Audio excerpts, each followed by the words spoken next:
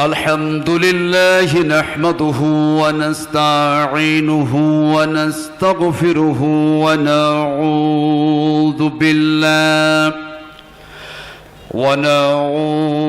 بالله من شرور أنفسنا ومن سيئات أعمالنا من يهدي الله فلا مضل له ومن يضلله فلا هادي له ونشهد أن لا إله إلا الله وحده لا شريك له ونشهد أن سيدنا وحبيبنا ومولانا محمدا عبده ورسوله الذي أرسله بالحق بشيرا ونظيرا وداعيا إلى الله بإذنه وسراجا منيرا فقد قال الله تعالى في كلامه المجيد والفرقانه الحميد সকলেই পড়ুন أعوذ بالله من الشيطان الرجيم بسم الله الرحمن الرحيم ولو أن أهل القرى آمنوا واتقوا لفتحنا عليهم بركات من السماء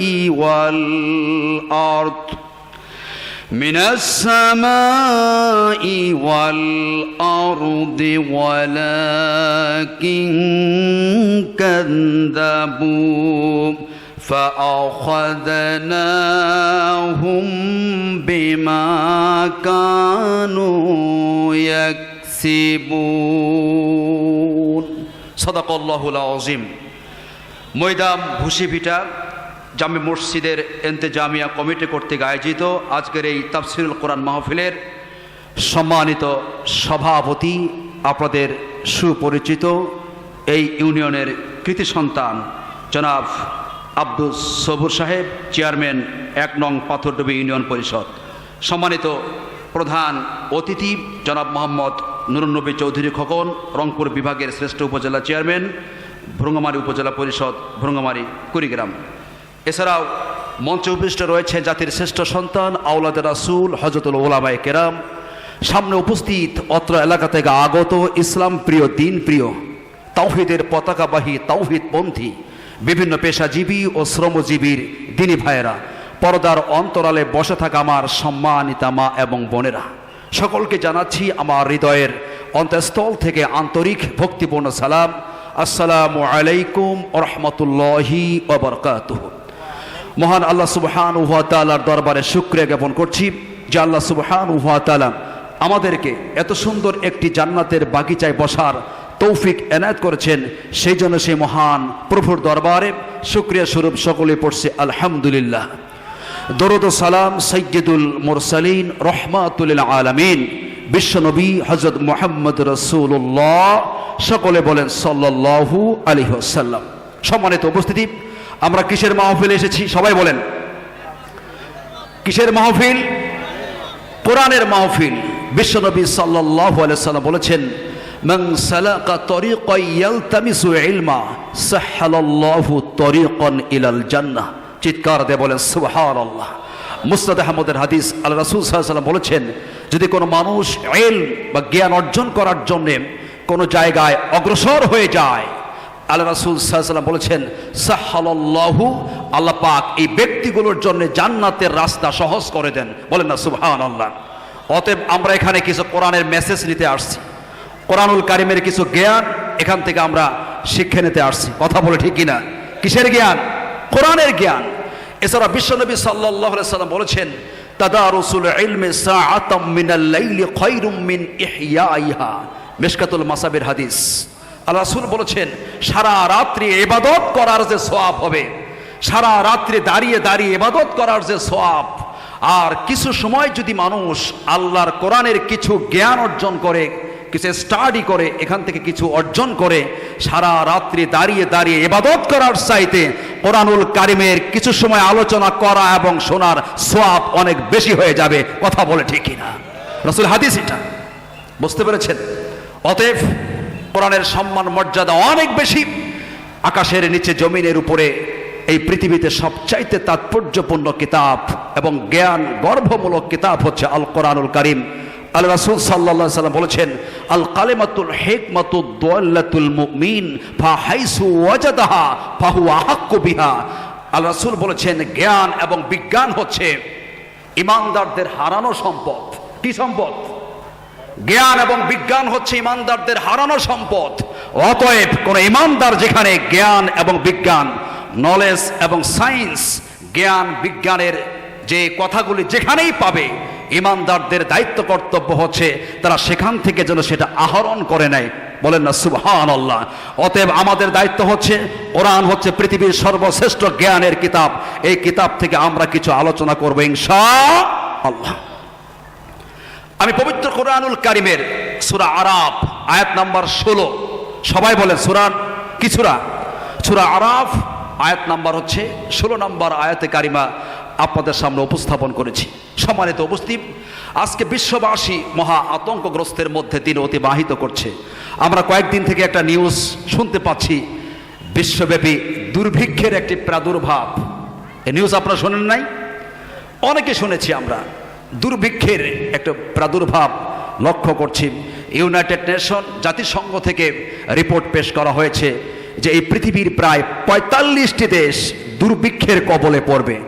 অলরেডি 5টি রাষ্ট্র দুর্ভিক্ষের কবলে পড়ে গেছে: সোমালিয়া, নাইজেরিয়া, সাউথ সুদান, এরপরে আফগানিস্তানের কথা উঠে এসেছে। এরকম প্রায় 5টি রাষ্ট্র এখন দুর্ভিক্ষের মধ্যে পড়ে গেছে। সেখানে নারী, শিশু, অসংখ্য মানুষ অনাহারে অর্ধাহারে দিন তারা অতিবাহিত করছে। ফুড অ্যান্ড এগ্রিকালচার অর্গানাইজেশন, বিশ্বের খাদ্য সংস্থা রয়েছে, ফুড অ্যান্ড এগ্রিকালচার অর্গানাইজেশন, তাদের রিপোর্ট অনুযায়ী তারাও বলেছে এ পৃথিবীতে দুর্ভিক্ষ হওয়ার সম্ভাবনা খুবই বেশি 2023 সালে। এমনকি WFP, ওয়ার্ল্ড ফুড প্রোগ্রাম, একটা খাদ্য কর্মসূচি নিয়ে যারা কাজ করে, তারাও এই একই রিপোর্ট তারা প্রকাশ করেছে যে 2023 সালে পৃথিবীতে দুর্ভিক্ষ হতে পারে। আল্লাহ মালুম, আল্লাহ ভালো জানে, আল্লাহ ভালো জানে, আমরাও তো নিশ্চিত বলতে পারছি না। তবে বিভিন্ন সংস্থা যারা যে বিষয় নিয়ে কাজ করে তারা রিপোর্ট পেশ করছে পৃথিবীতে দুর্ভিক্ষ হওয়ার খুবই সম্ভাবনা বেশি। এখন আমাদের প্রশ্ন হলো, দুর্ভিক্ষ কেন হবে পৃথিবীতে? এর কারণটা কি? তার মধ্যে আমরা গবেষণা করে দেখেছি এই পৃথিবীতে দুর্ভিক্ষের প্রধান কারণ 2টি। জোরে বলেন কয়টি? সবাই বলেন কয়টি কারণ রয়েছে? 2টি। সম্মানিত উপস্থিতি, আজকে আমার আলোচনার বিষয় হচ্ছে এই পৃথিবীতে দুর্ভিক্ষ এবং মহামারী, ইপিডেমিক, এগুলোর কারণ কি এবং ইসলামে এর প্রতিকারটা কি। বুঝতে পেরেছেন আলোচনার বিষয়টা কি? আজকে আমার সাবজেক্ট ম্যাটার, আলোচ্য বিষয় হচ্ছে দুর্ভিক্ষের কারণ এবং এর প্রতিকার। বুঝতে কষ্ট হবে না তো? আপনাদের কষ্ট হবে না তো? সম্মানিত উপস্থিতি, দুর্ভিক্ষের কারণ এবং এর প্রতিকার কি। এখন আমরা প্রথমে আসছি, দুর্ভিক্ষের প্রধান কারণটা কি। দুর্ভিক্ষের প্রধান কারণ শুধু দুর্ভিক্ষ নয়, এই পৃথিবীতে বিভিন্ন প্রকার মহামারী যেগুলো হচ্ছে, যে এপিডেমিক মহামারী, এই যে করোনা ভাইরাস হয়ে যাচ্ছে, হয়ে গেল, নিপা ভাইরাস বলেন, ডেল্টা ভাইরাস বলেন, এছাড়া নতুন নতুন যে রোগ, এমনকি ভূমিকম্প, প্রাকৃতিক দুর্যোগ, এমনকি এই যে দুর্ভিক্ষ, এগুলো সব হচ্ছে কি মহামারী। এই মহামারীগুলো পৃথিবীতে কেন আসে, এ ব্যাপারে মুহাম্মদ সাল্লাল্লাহু আলাইহি সাল্লাম আজ থেকে প্রায় ১৫০০ বছর আগেই এই ইনফরমেশন আমাদেরকে দিয়ে গেছেন, কিন্তু আমরা জাতি হিসাবে এই ইনফরমেশনগুলি, এই তথ্যগুলি আমরা কখনো পড়াশোনাও করি না, মানুষকে জানাইও না। কথা বলে ঠিক কিনা? আল্লাহ রাসূল বলেছেন, লাম তাজহারুল ফাহিশাতু ফি কওমিন ক্বাত্তু হাত্তা ইউলিনু বিহা ইল্লা ফাশা ফীহিমুল আওজাউল্লাতী লাম তাকুন ফি আসলাফিহিম, রাওয়াহু ইবনে মাজাহ ওয়াল বাইহাকী। দুইটি হাদিস গ্রন্থের মধ্যে হাদিসটি এসেছে, ইবনে মাজাহ এবং বাইহাকী শরীফ। আল্লাহ রাসূল বলেছেন, এই পৃথিবীর মানুষ যখন পাপাচারে নিমজ্জিত হয়ে যাবে, বেলাল্লাপনা, বেহায়াপনা, অশ্লীলতায় সমাজ যখন ডুবে যাবে, তখন এই পৃথিবীতে খাদ্যের সংকট সৃষ্টি হয়ে যাবে। বিভিন্ন প্রকার মহামারী পৃথিবীতে নেমে এসে মানুষের জীবনযাত্রা ব্যাহত করে ফেলবে। এক নম্বর কারণ কি? বেলাল্লাপনা, বেহায়াপনা, অশ্লীলতা, বেহায়াপনা সমাজ আছে কিনা বলেন? শুধু মেয়েরাই এগিয়ে নয়, আজকে ছেলেরাও বেহায়াপনা, নির্লজ্জতার মতো অনেক কার্যকলাপে ছেলেরাও জড়িত। কথা বলে ঠিক কিনা? আজকে আমাদের সমাজের ছেলেরা, মেয়েরা আজকে বিটিএস সদস্য হয়েছে। কি সদস্য? মুরব্বীরা বুঝতে পারবেন না, ইয়াং জেনারেশন যারা আছে, ছাত্ররা, ওই যে হাসতেছে, ওই একটা হাসতেছে, মানে ও ঠিকই বুঝছে আজকে হুজুর ধরছে কেস। বিটিএস সদস্য হয়েছে তারা। সাউথ কোরিয়ার একটা ব্যান্ডের দল, 7 জন সদস্যের একটি ব্যান্ডের দল, তারা মেয়েদের মতো ড্রেস পরে আর ছেলেদের মতো পরে, মানে হাফ লেডিস, হিজড়ার মতো। বুঝতে পেরেছেন?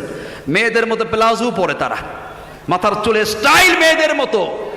আর আমাদের দেশের ছেলে মেয়েরা এই সমস্ত বিটিএস সদস্যদের অ্যাডিক্টেড হয়েছে। বিভিন্ন জায়গায় লেখা থাকে, আই লাভ বিটিএস, আমি বিটিএসকে ভালোবাসি, please come here my country, আমাদের দেশে আসো, তোমাদের গান শুনতে চাই, তোমাদের জন্য আমাদের জীবনটা উজাড় করতে চাই। বলেন না নাউজুবিল্লাহ। বিটিএস শেষ করে ফেলছে জাতিকে, যুব সমাজ। আর নারীদের তো কোনো কথাই নাই।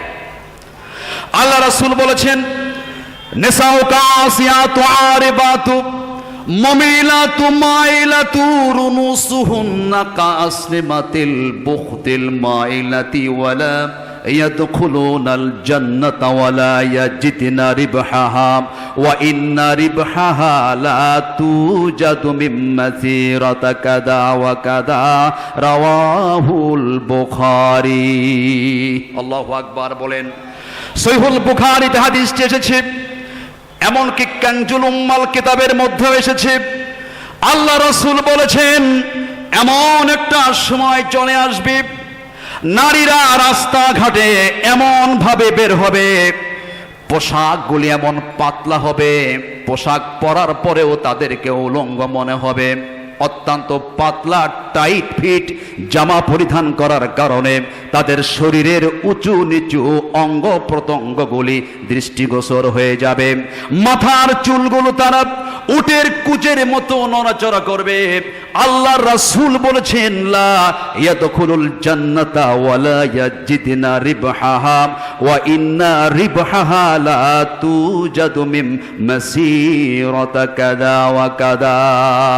আল্লাহ রাসূল বলেছেন, এই ধরনের বেপরদা নারী আল্লাহর জান্নাতে ঢোকা তো দূরের কথা, অসম্ভব, এরা আল্লাহর জান্নাতের সুঘ্রাণ পর্যন্ত পাবে না। নাউজুবিল্লাহ বলেন। আল্লাহর জান্নাতে ঢোকা তো অসম্ভব, এই সমস্ত বেপরদা নারীরা আল্লাহর জান্নাতের সুঘ্রাণ পর্যন্ত পাবে না, যদিও অনেক দূর থেকে আল্লাহর জান্নাতের ঘ্রাণ পাওয়া যাবে। কথা বলে ঠিক কিনা? এরকম নারী মনে হয় আমাদের সমাজে নাই, আছে হয়তো এই এলাকায় নাই, অসংখ্য নারী। আজকে আমরা লক্ষ্য করছি রাস্তাঘাটে যে অবস্থা, বেশভূষা দেখে মনে হয় যে রাস্তাঘাটে আর চলাচলই করা যায় না। কথা বলে ঠিক কিনা? আল্লাহ রাব্বুল আলামিন কোরআনে ঘোষণা করেছেন, ইন্নাল্লাযীনা ইউহিব্বুনা আন তাশীআল ফাহিশাতা ওয়াল্লাযীনা আমানু লাহুম, ইলা আখির আয়াত। আল্লাহ রাব্বুল আলামিন ঘোষণা করেছেন, যারা চায় সমাজের ভিতরে অশ্লীলতা, বেহায়াপনা, নির্লজ্জতা ছড়িয়ে পড়ুক, যারা এটা চায়, যারা এটা কামনা করে, আল্লাহ রব্বুল আলামিন বলেন এদের জন্য দুনিয়াতেও অশান্তি, পরকালেও কঠিন শাস্তির ব্যবস্থা আছে। যারা চায় সমাজের মধ্যে অশ্লীলতা, বেহায়াপনা ছড়িয়ে পড়ুক, এটা যারা কামনা করে, আল্লাহ রব্বুল আলামিন বলেন এদের জন্য দুনিয়াতেও অশান্তি, এমনকি পরকালেও অশান্তি। কথা বলে ঠিক কিনা? দুনিয়া অশান্তি এবং পরকালেও এদের জন্য অশান্তি বিরাজ করছে। সম্মানিত উপস্থিতি, আজকে আমাদের সমাজ ব্যবস্থা এমন হয়ে গেছে, শুধু তাই নয়, অশ্লীলতা, বেহায়াপনায় নয়, আমরা একে অপরকে যেভাবে আক্রমণাত্মক বক্তব্য দিচ্ছি, এক মৌলবি আর এক মৌলবির বিরুদ্ধে যেভাবে আমরা বিষাদগারমূলক কথাগুলি বলছি, এই জন্য জাতি হতাশ হয়ে গেছে। আলেম ওলামারা যদি এইরকম ল্যাঙ্গুয়েজ, খারাপ ভাষা ব্যবহার করে, তাহলে জাতির অবস্থাটা কি হয়ে যায়? কথা বলে ঠিক কিনা? মানুষের স্লিপ অফ টাং, কোনো বক্তব্য ত্রুটি হয়ে যেতে পারে, হঠাৎ করে হয়ে যেতে পারে। তাই বলে আপনি একেবারে যা তা বলে ফেলবেন, কাউকে বাটপার বলবেন, কাউকে কুলাঙ্গার বলবেন, এ কথা বলার অধিকার আপনাকে কে দিয়েছে? আছে কিনা বলেন? এরকম আছে। অথচ মুহাম্মদ সাল্লাল্লাহু আলাইহি সাল্লামের সেই সোনালী হাদিসগুলো আমরা স্টাডি না করার কারণে আমরা আমাদের ভাষার প্রয়োগ কেমন হওয়া উচিত এ ব্যাপারে আমাদের কোনো জ্ঞানই নাই। কথা বলে ঠিক কিনা? একবার এক ইহুদি এবং সাহাবীর মধ্যে একটা কনফ্লিক্ট, ঝগড়া শুরু হলো। কি নিয়ে? ইহুদি বলতেছে, সাহাবী, তোমাদের নবী মুহাম্মদ সাল্লাল্লাহু আলাইহি সাল্লামের চেম্বার হচ্ছে পৃথিবীর জমিনে। কোথায় চেম্বার? পৃথিবীতে। আর আমাদের নবী মুসার চেম্বার হচ্ছে ষষ্ঠ আসমানে। ইহুদিদের নবী মুসা চেম্বার কোথায়? ষষ্ঠ আসমানে। যেমনি এই কথা বলেছে, তখন ওই সাহাবী ওই ইহুদিকে এমন ঘুষি মারছে গালের মধ্যে। গাল তো ফুটবল। কেন? আমার রাসূলের মর্যাদা কম আর তোমাদের নবী মুসার মর্যাদা বেশি, এ কথা কেন বললে? কাকে ঘুষি মারছে? ইহুদিকে ঘুষি মেরেছে। গাল তো ফুটবল।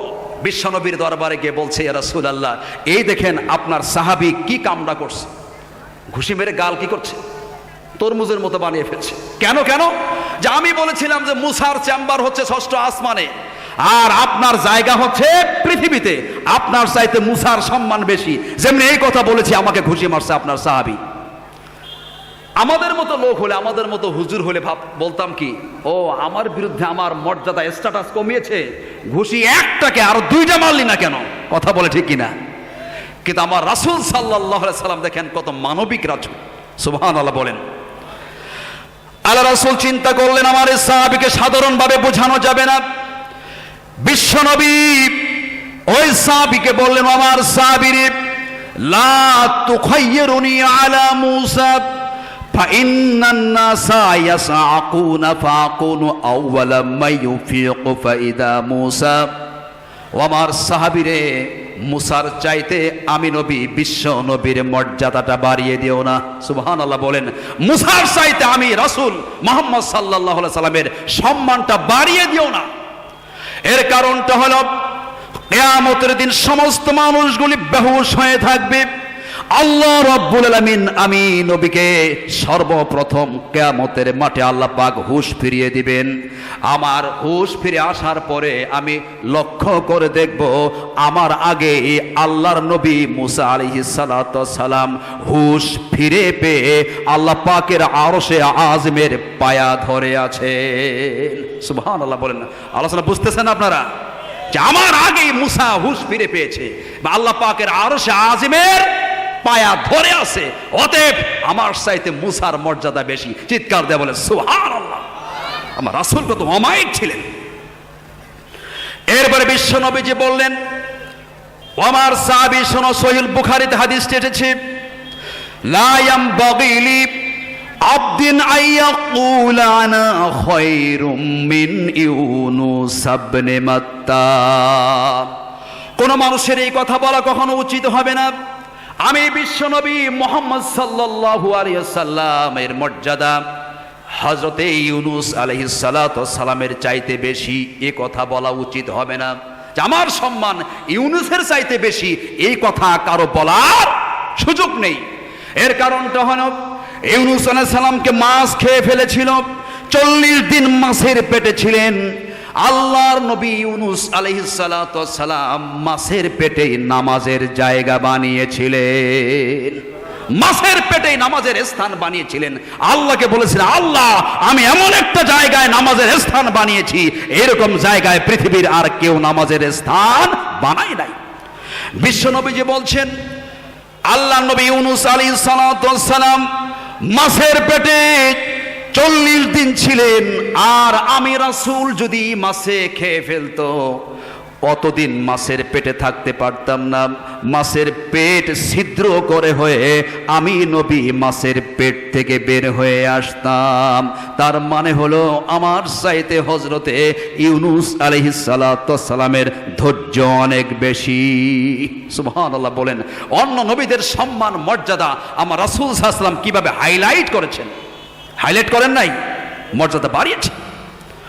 শুধু তাই না, বিশ্বনবী আরো বলেছেন, আমার সাহাবী শোনো, আজ যে মিশরের গভর্নমেন্ট ট্রাইব্যুনাল গঠন করে আল্লাহর নবী হযরত ইউসুফ আলাইহিস সালাতু ওয়াস সালামকে মিথ্যা মামলার আসামি বানিয়ে আজ মিশরের ট্রাইব্যুনাল ইউসুফ আলাইহিস সালাতু ওয়াস সালামকে জেলখানায় ঢুকিয়েছিল। 6 বছর 6 মাস 6 দিন 6 ঘন্টা 6 মিনিট 6 সেকেন্ড পরে আজ মিশরের ট্রাইব্যুনাল যখন হযরতে ইউসুফ আলাইহিস সালাতু ওয়াস সালামকে বেকসুর খালাস দিয়ে বলল, আল্লাহ নবী ইউসুফ রে, তোমার তো কোনো দোষ নাই, ওই মিথ্যা মামলায় তোমাকে ফাঁসানো হয়েছে, এই নাও তোমাকে মুক্তি নামা দেওয়া হলো, আজকে থেকে তুমি জেলখানা থেকে মুক্তি পেয়ে যাবে। এটা শোনার পরে হযরত ইউসুফ আলাইহিস সালাতু ওয়াস সালাম জেলখানার কয়েদিকে বলেছিলেন, আমি কখনো এই জেলখানা থেকে বের হব না। জেলখানা থেকে বের হতে চান নাই। তাকে প্রশ্ন করা হয়েছিল, আপনি জেলখানা থেকে বের হবেন না কেন, কারণটা কি? আপনাকে তো আজ মিশরের ট্রাইব্যুনাল আপনাকে মুক্তি দিয়েছে, আপনি বের হয়ে যান। ইউসুফ আলাইহিস সালাম বলেছিলেন, আমি জেলখানা থেকে এজন্যই বের হব না, এই জেলখানার ভিতরে নিরিবিলি আল্লাহকে ডাকা যায়, বলেন না সুবহানাল্লাহ। এবার বিশ্বনবী বলতেছেন, আমার সাহাবী শোনো, ওয়ালাউ লাবিস্তু ফিস সিজনি মা লাবিসা ইউসুফু সুম্মা তানি আদাইলা জাবতুহু। ইউসুফ আলাইহিস সালামকে যখন মুক্তিনামা দেওয়া হয়েছিল, আপনি বেকসুর খালাস, আপনি বের হয়ে যান, কিন্তু হযরত ইউসুফ আলাইহিস সালাতু ওয়াস সালাম জেলখানা থেকে বের হতে চান নাই। আর আমি রাসূলকে যদি এরকম অফার দেওয়া হতো, আপনি জেলখানা থেকে বের হয়ে যান, আমি বিশ্ব নবী লাফিয়ে ঝাঁপিয়ে জেলখানা থেকে বের হয়ে যেতাম। তার মানে হলো আমার চাইতে হযরতে ইউসুফের ধৈর্য অনেক বেশি। সুবহানাল্লাহ বলেন। এইভাবে বিশ্ব নবী অন্য নবীদের সম্মান এবং মর্যাদাকে হাইলাইট করেছেন। আর আমরা কি করি? এক হুজুর আর এক হুজুরের পিছনে যা বদনাম শুরু করে দিয়েছি, মর্যাদা একবারে মাটির সাথে মিশিয়ে দিচ্ছি। কথা বলে ঠিক কিনা? কথা বলে ঠিক কিনা? খালি কাউন্টার দিচ্ছি আমরা, খালি দোষ ধরার ওস্তাদ। কথা বলে ঠিক কিনা? বাংলা সাহিত্যে একটি কবিতা পড়েছিলাম, উত্তম অধম। কি কবিতা? উত্তম অধম কবিতা। ঈশ্বরচন্দ্র গুপ্ত কবিতাটি লিখেছেন। সাহিত্যের মাধ্যমেও কিছু ভালো কথা আছে। কথা বলে ঠিক কিনা?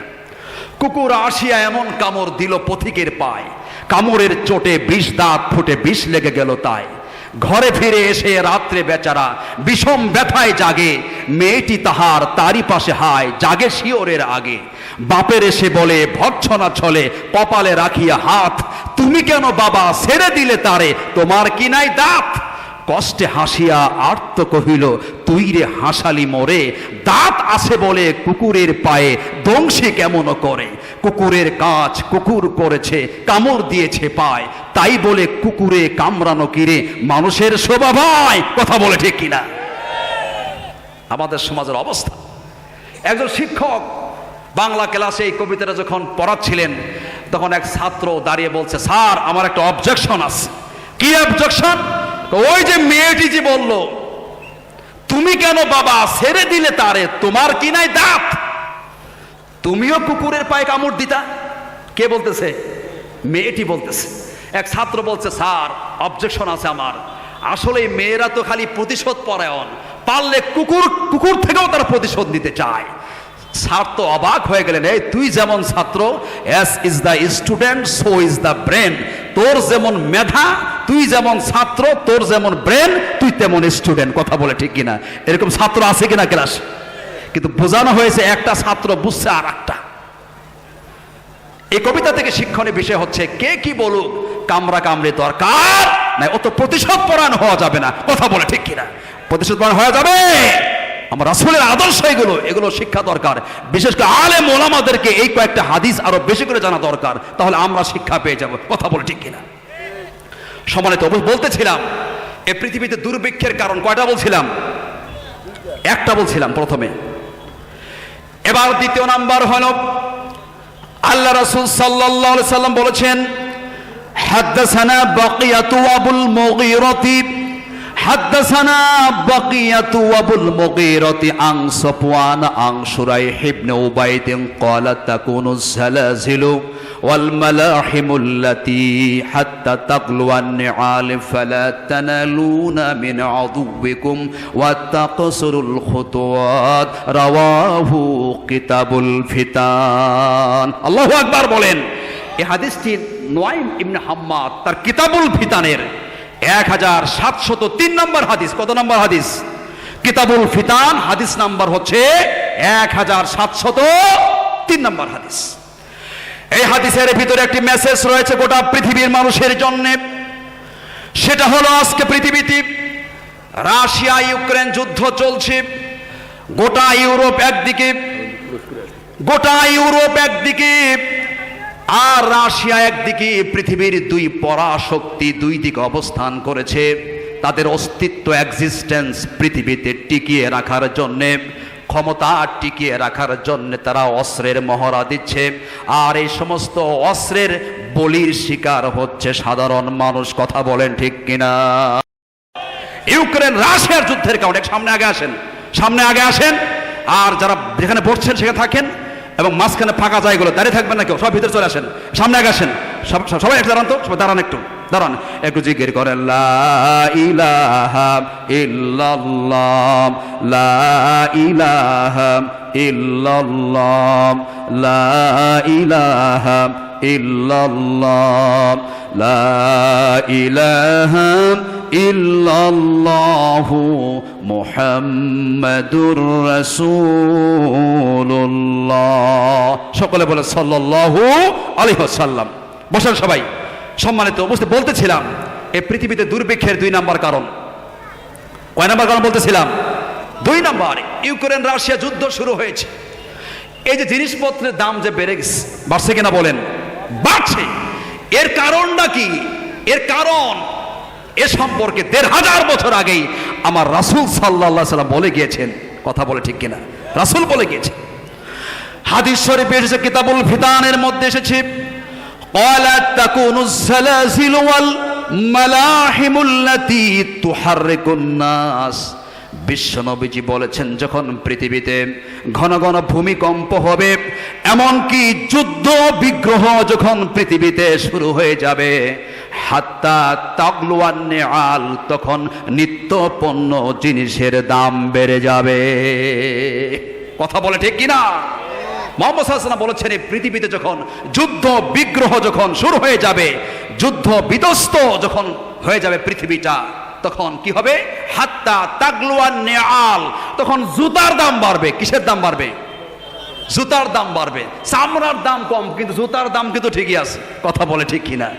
এখানে শাব্দিক অর্থ শুধু করলে হবে না, এর দ্বারা বোঝানো হয়েছে পারিভাষিক অর্থ হচ্ছে নিত্যপণ্য জিনিসের দাম বেড়ে যাবে। কথা বলে ঠিক কিনা? বর্তমান পৃথিবীতে এই যে যুদ্ধ বিগ্রহ চলছে ইউক্রেন রাশিয়া, তাদের এই সাম্রাজ্যবাদীরা নিজেদের ক্ষমতাকে পাকাপোক্ত করার জন্য, ক্ষমতার মসনদগুলি টিকিয়ে রাখার জন্য, পৃথিবীর সুপ্রিম পাওয়ার হওয়ার জন্য তারা অস্ত্রের মহড়া দিচ্ছে। অস্ত্রের ঝনঝনানিতে পৃথিবীটা আতঙ্কগ্রস্ত করে ফেলছে। প্রধান অতিথি এসেছেন কোথায়? প্রধান অতিথির আগমন, শুভেচ্ছা, স্বাগতম। সবাই বলেন প্রধান অতিথির আগমন, শুভেচ্ছা, স্বাগতম। বসে দেন, তলে দেন না কেন? বলতেছিলাম কি, মনে আছে আপনাদের? মনে আছে? আসেন। ভালো আছে, কাছাকাছি আসেন।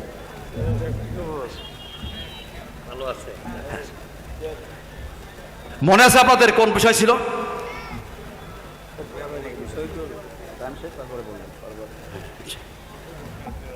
তাহলে কি হবে? পৃথিবীতে যখন যুদ্ধ বিগ্রহ যখন বেড়ে যাবে, তখন নিত্য পণ্যের দাম বেড়ে যাবে। এই কথাটা কার কথা? আল্লাহর রাসূলের কথা। এটা নিত্য পণ্যের দাম বেড়ে যাবে।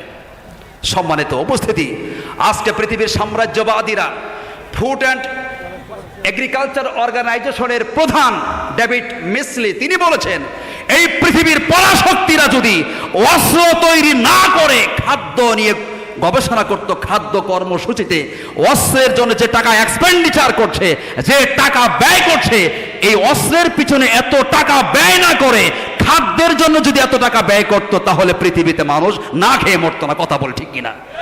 আজকে দুর্ভিক্ষের প্রাদুর্ভাব আমরা পাচ্ছি, খাদ্য নিয়ে তারা গবেষণা করছে না।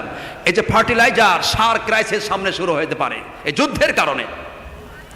অক্সফামের রিপোর্ট অনুযায়ী এই পৃথিবীতে প্রতি 4 সেকেন্ডে একজন করে মানুষ না খেয়ে মারা যায়। কিসের রিপোর্ট অনুযায়ী?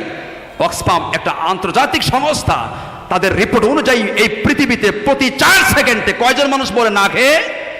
একজন মানুষ মারা যায়। আর প্রত্যেক দিন 15,000-এর উপরে মানুষ না খেয়ে মারা যাচ্ছে। আর আমরা তো খেয়ে তো তাল পাই না। কথা বলে ঠিক কিনা? জাতিসংঘের একটা বেসরকারি সংস্থা, non government organisation 200 NGO report পেশ করেছে। এই পৃথিবীতে 200 কোটির উপরে মানুষ তারা বেশি খায়, বেশি ভক্ষণ করার কারণে তাদের স্বাস্থ্য বেড়ে যায়। আর পৃথিবীতে 82 কোটি মানুষ না খেয়ে থাকে, দিনে একবার আহার করে। তাদের রিপোর্ট অনুযায়ী 200 কোটির উপরে মানুষ তারা বেশি খায়, মানে পরিমাণের সাথে কি খায়? বেশি খাওয়ার কারণে তাদের স্বাস্থ্য বেড়ে যাচ্ছে। আর পৃথিবীতে প্রায় 82 কোটি মানুষ না খেয়ে থাকে।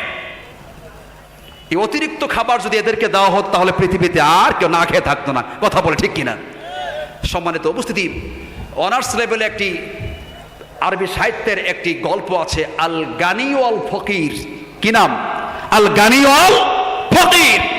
এটা লিখেছেন মিশরের একজন রাইটার মোস্তফা লুতুফি আলমান ফালুতি।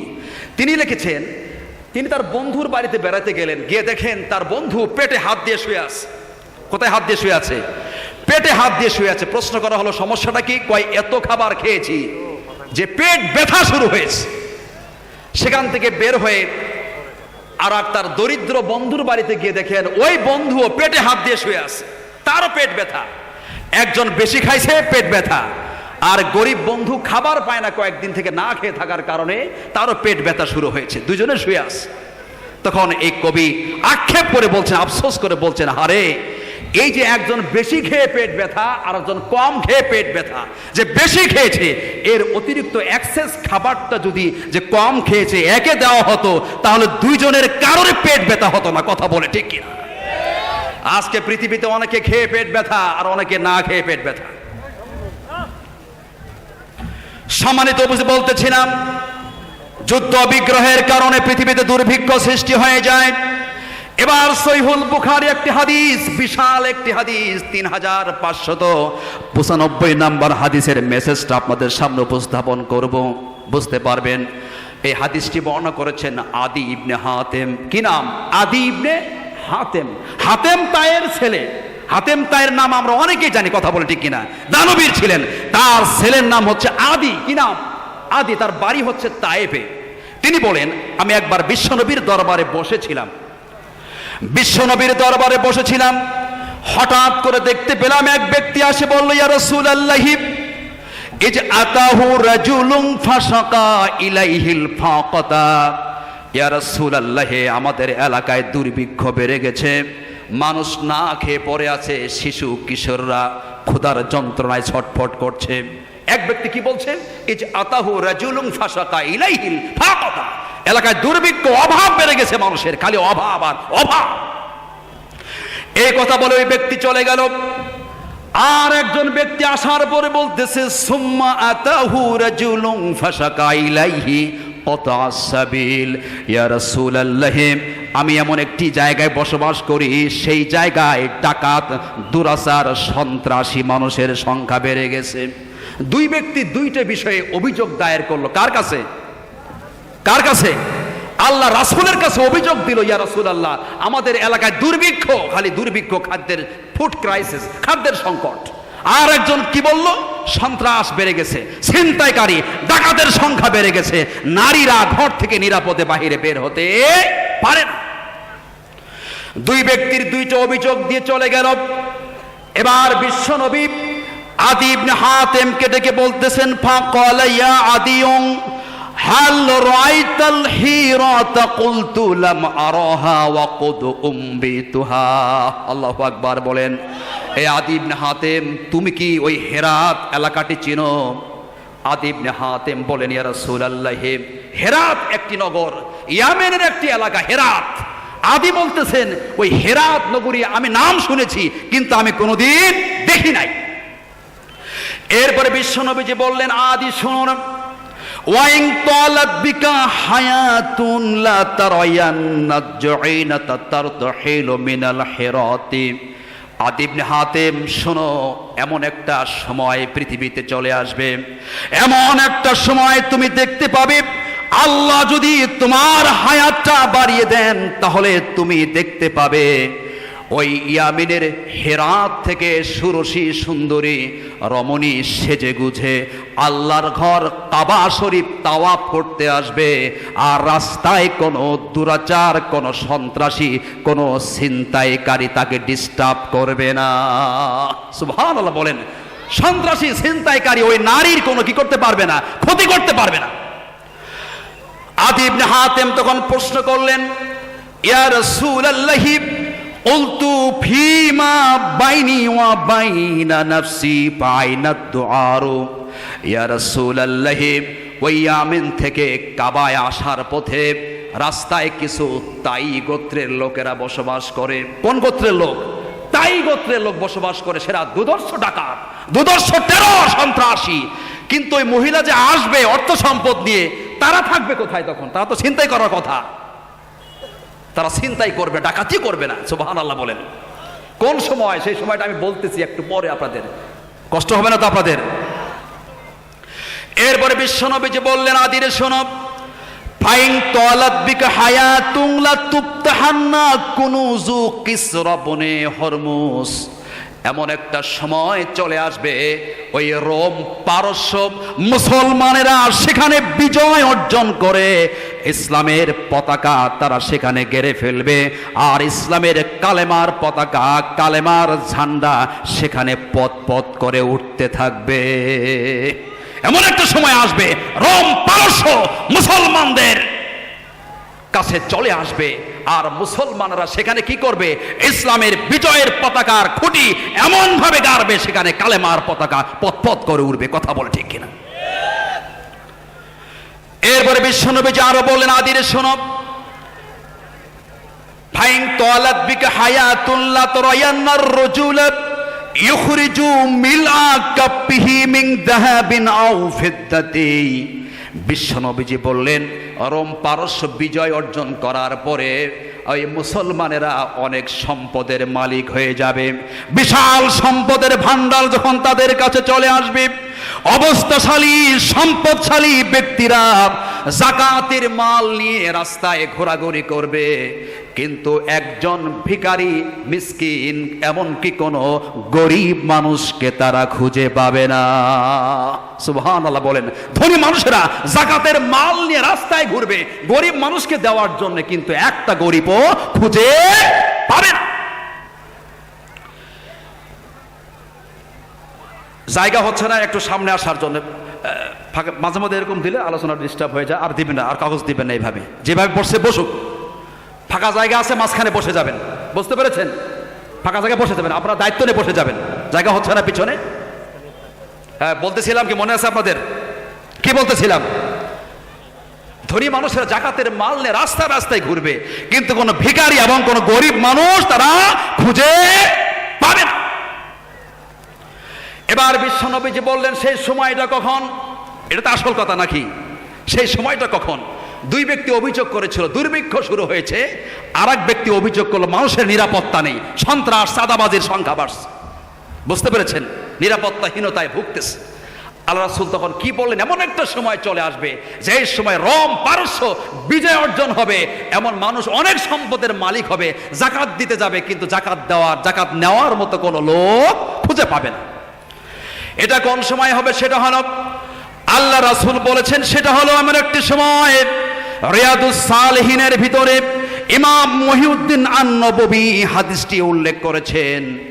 তিনি বলেছেন, আল্লাহ রাসূল বলেছেন, আল্লাহি লা ইউতিম্মান্নাল্লাহ আল্লাহি লা ইউতিম্মান্নাল্লাহ হাদাল আমরা হাযা দীনুল আমরি সানা ইলা হাদরা মাউত লা ইয়াখাফু ইল্লাল্লাহ।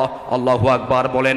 বিশ্বনবীজি বলেছেন, সেই সময়টা হলো, আল্লাহর জমিনে আল্লাহর কসম করে বলি, এই পৃথিবীতে যখন আল্লাহ রাব্বুল আলামিনের দ্বীন যখন কায়েম হয়ে যাবে, এই পৃথিবীতে আল্লাহ রাব্বুল আলামিনের কোরআনের বিধান যখন পৃথিবীতে চালু হয়ে যাবে, ওই সময় মানুষ সানা থেকে হাজারা মাউত থেকে কাবা ঘর পর্যন্ত চলে আসবে।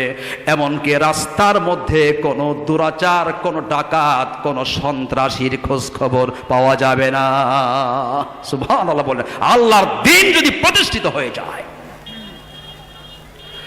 আদি ইবনে হাতেম বলেন, এই ভবিষ্যৎবাণী আমি লক্ষ্য করলাম, বিশ্বনবীর এই প্রেডিকশন আমি লক্ষ্য করে দেখলাম, খলিফাতুল মুসলিমিন হযরতে ওমর রাদিয়াল্লাহু তাআলা আনহু যখন শাসন করলেন পৃথিবী 29 লক্ষ বর্গ কিলোমিটার এরিয়ার রাষ্ট্রনায়ক হলেন খলিফাতুল মুসলিমিন ওমর রাদিয়াল্লাহু তাআলা আনহুর শাসনামলে বাইতুল মাল অর্থ সম্পদ এত পরিমাণ বেড়ে গেছে, ধনী মানুষের সংখ্যাও বেড়ে গেছে, রাষ্ট্রীয় কোষাগারে রিজার্ভ ফান্ডের টাকাও অনেক বেশি, অনেক রিজার্ভ, এত সম্পদ বেড়ে গেছে।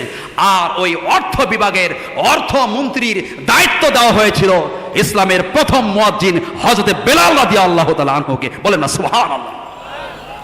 ওমর রাদিয়াল্লাহু তাআলা আনহু বেলালকে ফিনান্স মিনিস্টার, অর্থমন্ত্রীর দায়িত্ব দিয়া চাবি হ্যান্ড ওভার করে দিয়ে বললেন, বেলাল রে, আজকে থেকে তোমাকে আজান দিতে হবে না, আজকে তুমি অর্থ বিভাগের অর্থ মন্ত্রণালয়ের দায়িত্ব পালন করবে রে বেলাল।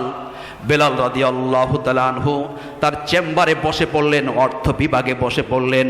3 দিন পার হয়ে যায়, তার কাছে একটা গরিব মানুষও আসে না। সুবহানাল্লাহ বলেন। আর আমাদের চেয়ারম্যান সাহেব তো পাশে আছে, কার্ড দিয়ে তাল পায় না, কথা বলে ঠিক কিনা? কার্ড দিয়ে তাল পায় না।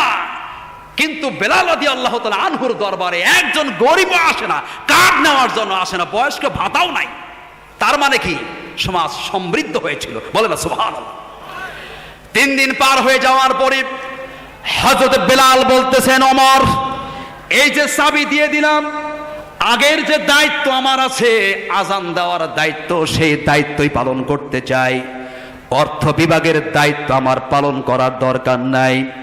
ওমর রাদিয়াল্লাহু তাআলা আনহু বলেন, বেলাল রে, কারণটা কি? 3 দিন থেকে রাষ্ট্রীয় কোষাগারে বসে আছি, একজন গরিব মানুষও তো আমার কাছে এলো না, কোনো কিছু নিতে আসে না, কেউ খাদ্য চায় না, কেউ টাকাও তো চায় না, আমি তো এমনি বসে আছি, অতএব দায়িত্ব পালন করার দরকার নাই। ওমর রাদিয়াল্লাহু তাআলা আনহু বলেন, বেলাল রে, এক কাজ করো, সেটা হলো আজকে থেকে অর্থ বিভাগের কোনো দরজা জানালা কখনো বন্ধ করা হবে না, দরজা জানালা সব খুলে দাও, যে যার মতো করে এসে অর্থ বিভাগ বাইতুল মাল থেকে যার যতটুকু প্রয়োজন তারা যেন সেখান থেকে নিয়ে যায়। দরজা জানালা সব খুলে দাও, ওপেন করে দাও। খুলে দেওয়ার পরেও তারপরে কোনো সন্ত্রাসী নাই, কোনো ডাকাত নাই, কোনো চোর নাই, কিচ্ছু নাই। আর আমাদের অবস্থাটা কি? আপনি দোকান যতই ভালো করে তালা মারেন না কেন, বাসার কলাপসেবল গেট যতই লাগান না কেন, একদম চায়না সিকিউরিটি লক, চায়না একবারে খুব দামি তালাও যদি লাগান, বাংলাদেশের চোরের কাছে তালা খুলতে টাইম লাগে 1.5 মিনিট, কথা বলে ঠিক কিনা, খুলে ফেলে। আর সেই সময়ে আল্লাহর দ্বীন পৃথিবীর জমিনে কায়েম থাকার কারণে চোর মনে করতো যে চুরি করলেই তো আমাকে শেষ করে ফেলবে, কথা বলে ঠিক কিনা। সম্মানিত উপস্থিতি, বলতেছিলাম পৃথিবীতে দুর্ভিক্ষের কারণ 2টি কারণ বলেছিলাম। একটি কারণ হলো পৃথিবীতে বেলেল্লাপনা বেহাপনা বেড়ে যাবে। দ্বিতীয় নাম্বার কারণ হলো যুদ্ধ বিগ্রহ যদি পৃথিবীতে বেড়ে যায় তাহলে পৃথিবীতে দুর্ভিক্ষ সৃষ্টি হয়ে যাবে। এই আজকে যুদ্ধের কারণে তো পৃথিবীতে এত ক্রাইসিস, কথা বলে ঠিক কিনা। জিনিসের দাম বেড়ে গেছে, যাকে তাকে গালাগালি করে কোনো লাভ হচ্ছে না, লাভও নাই। কারণটা কি? মেন কথা আমার রাসূল তো 1500 আগেই বলে গিয়েছেন, হাত্তা তাগলুয়া নেয়াল, যুদ্ধ বিগ্রহের কারণে পৃথিবীতে জিনিসপত্রের দাম আকাশচুম্বী হয়ে যাবে, কথা বলে ঠিক কিনা। সম্মানিত উপস্থিতি, আরো একটি কারণ হলো দুর্ভিক্ষের, আরো একটি কারণ সেটা হলো এ সম্পর্কে হয়তো আমরা অনেকেই জানি কিন্তু আদায় করি না। আল্লাহ রাব্বুল আলামিন সূরা আনআমের 141 নম্বর আয়াতে ঘোষণা করেছেন, কুলু মিন সামারিহি, তোমরা যা উৎপাদন করবে সেটা ভক্ষণ করবে, ওয়া আতু হাক্কাহু ইয়াউমা হাসাদিহি, না ইয়াউমা হাসাদিহি, এই ফসল যেদিন কাটবে তোমরা, আমরা ফসল কাটি কিনা বলেন, ধান, গম, পাট, লিচু, আম, মধু, যা বলেন না, কাল্টিভেশন, কৃষি, এগ্রিকালচার যে বিষয়গুলি আছে, কৃষি বিষয়, এগুলো যা উৎপাদন করেন না কেন, আল্লাহর আইন হচ্ছে ফসল যেদিন কাটবে সেই দিনেই তোমরা ফসলের হক আদায় করবে। এর একটি অংশ গরিব মিসকিনকে তোমরা দিয়ে দিবে, বলেন না সুবহানাল্লাহ। এটা আল্লাহর আইন। বৃষ্টির পানি দিয়ে যদি হয়, শেষ টাকা পয়সা খরচ যদি কম হয়, তাহলে কয় ভাগ দিতে হবে? তাহলে 20 ভাগের 1 ভাগ, 20 ভাগের 1 ভাগ। আর টাকা পয়সা খরচ করে যেটা হবে উৎপাদন, আপনি টাকা পয়সা ইনভেস্ট করেছেন, এটার মনে হয় 20 ভাগের 1 ভাগ, এটা 20 ভাগের 1 ভাগ। আর যে টাকা পয়সা যেটা খরচ করেছেন, উৎপাদন করেছেন, সার প্রয়োগ করেছেন, কীটনাশক, ইনসেক্টিসাইড অ্যান্ড ফার্টিলাইজার, সার দিয়েছেন, কীটনাশক দিয়েছেন, এটা খরচ করে যেটা ফসল উৎপাদন করেছেন, এটা 10 ভাগের 1 ভাগ বের করে, অর্থাৎ 10 মনে 1 মণ, এটা কি করতে হবে? আল্লাহ রাস্তায় দিয়ে দিতে হবে, বুঝতে পেরেছেন? আল্লাহ রাস্তায় দিতে হবে, মানে গরিব মিসকিনকে দিতে হবে। এখন আপনারা এই হকটা কয়জন আদায় করতেছেন আমাকে বলেন দেখি, আদায় করতেছেন? এটাকে আমরা বলি ভূমির যাকাত, ওসর। কিন্তু আমরা অনেকে আছি আবার ওসর নিয়ে অনেকে আবার নেগেটিভ কথা বলে। ওসর নিয়ে নেগেটিভ কথা বলা মানে আল্লাহর আয়াতের বিপক্ষে চলে যাওয়া, কথা বলে ঠিক কিনা। এটা হক দিতে হবে, জমির হক আদায় করতেছেন না, তাহলে পৃথিবীতে দুর্ভিক্ষিত হবেই, কথা বলে ঠিক কিনা। সম্মানিত উপস্থিতি, এরপর আর একটি বিষয় আপনাদের সামনে উপস্থাপন করতে চাই। আজকে মানুষের হকগুলি বুঝিয়ে দেওয়া হচ্ছে না। বিশ্বনবীজি বলেছেন, মান ফাররা মিন মিরাসি ওয়ারিসিহি কাতা আল্লাহু মিরাসাহু মিনাল জান্নাহ। কোন মানুষ যদি কোন ভাইয়ের হক মেরে দেয়, আত্মীয় স্বজনের হক যদি হক থেকে বঞ্চিত করে ফেলে, ভাই যদি ভাইয়ের হক না দেয়, ভাই যদি বোনের হকটা বুঝিয়ে না দেয়, আল্লাহ রাসূল বলেছেন যারা ওয়ারিসকে বঞ্চিত করবে, আল্লাহ রব্বুল আলামিন এই ব্যক্তিগুলোকে আল্লাহর জান্নাত থেকেও বঞ্চিত করে দিবেন। মানুষের হক যদি কেউ নষ্ট করে দেয়, ওয়ারিসকে ঠকায়, আল্লাহ পাক এই ব্যক্তিগুলোকেও জান্নাতের ওয়ারিস থেকে এই ব্যক্তিগুলোর নাম কেটে দিবে, কথা বলে ঠিক কিনা, কথা বলে ঠিক কিনা। হক তো আমরা আদায় করতেছি না। নামাজ, হজ ঠিকই আছে, হক আদায় না করে যদি কেউ হজ করতে যায়, হজ মক্কা তো বহুদূর, মক্কায় যাওয়া তো দূরের কথায়, এদের হজ বাংলাদেশের এয়ারপোর্ট পর্যন্ত পৌঁছবে না, কথা বলে ঠিক কিনা। মানুষের হক নষ্ট করে আপনি হজ করবেন, এই হজ আল্লাহর দরবারে কবুল হবে না।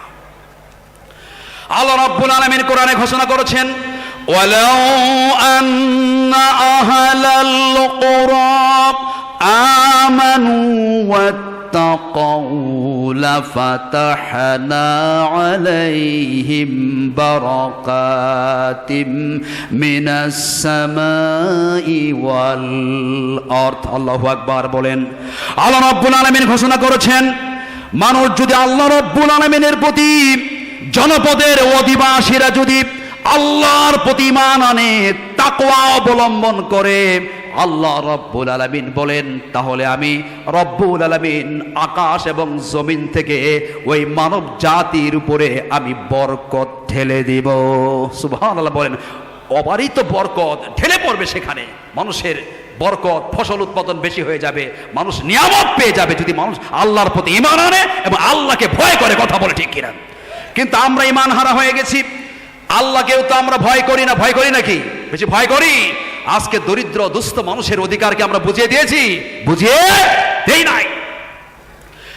বিশ্বনবীর দরবারে একবার কয়েকজন গরিব সাহাবী, বেলাল রাদিয়াল্লাহু তাআলা আনহু, আম্মার ইবনে ইয়াসির রাদিয়াল্লাহু তাআলা আনহু, খুবাইব রাদিয়াল্লাহু তাআলা আনহু বিশ্বনবীর দরবারে বসে আছেন। এই মুহূর্তে আরবের কিছু এলিট পার্সন ব্যক্তি, আরবের কিছু বড় বড় ব্যক্তি, মানে বড় মাপের নেতা, অর্থ সম্পদ বেশি, এই ব্যক্তিগুলো বিশ্বনবীর দরবারে গিয়ে বলতেছে, ইয়া রাসূলুল্লাহ, ইয়া হাবিবাল্লাহ, আমরা আরবের এলিট পার্সন, প্রভাবশালী ব্যক্তি, আমাদের ইনফ্লুয়েন্স আছে, we have influence in the society, এই সমাজের মধ্যে আমাদের কি আছে? প্রভাব আছে। কিন্তু আমরা তো প্রভাবশালী ব্যক্তি, কিন্তু আপনার দরবারে এসে দেখতে পেলাম অত্যন্ত গরিব মানুষগুলো আপনার দরবারে বসে আছে। অতএব আমরা প্রভাবশালী ব্যক্তিরা যখন আপনার দরবারে চলে আসব, তখন আপনি এই গরিব মানুষগুলোকে আপনার দরবার থেকে উঠায় দিবেন। বলেন না নাউজুবিল্লাহ। কাকে বলতেছে এই কথা?